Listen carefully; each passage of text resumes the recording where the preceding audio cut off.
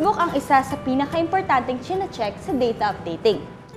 Sa pag-check ng textbooks, binibilang natin ang mga maayos na libro at pati na rin iyong may kaunting sira pero maayos pang nagagamit. Tignan natin ang mga libro para sa Filipino, English, Math, Hekasi o Araling Panlipunan, Science at iba pang subjects. Bawat subject ay may DepEd prescribed title.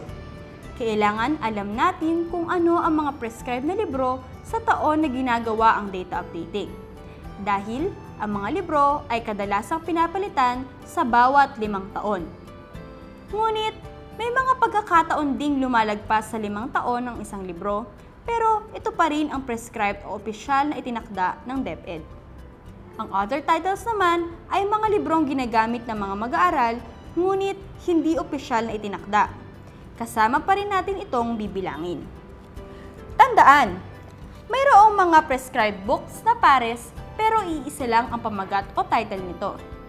Halimbawa sa Filipino, mayroong pares o 2 libro ang prescribed, wika at pagbasa. Bawat estudyante ay kailangang mayroon nitong 2 libro. Kung walang kapares, sira at hindi na pwedeng magamit, hindi na ito bibilangin. Ang pares na libro ay bibilangin bilang isa. Isa pang halimbawa ay sa English. Kung minsan, magkahiwalay ang reading at language, pero iisa lang ang pamagat o title nito. Tandaan, kailangang banggitin sa comment section kung bakit hindi binilang ang libro.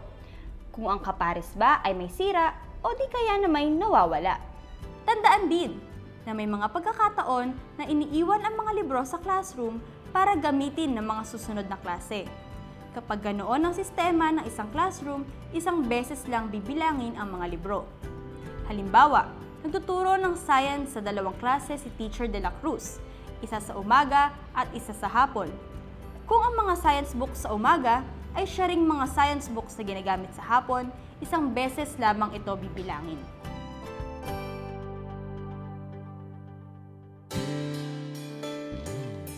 Lagi lamang tandaan, kung mayroon kang mga tanong o alinlangan, pwede kang mag-email sa feedback@checkmyschool.org o bisitahin ang www.checkmyschool.org para sa karagdagang impormasyon.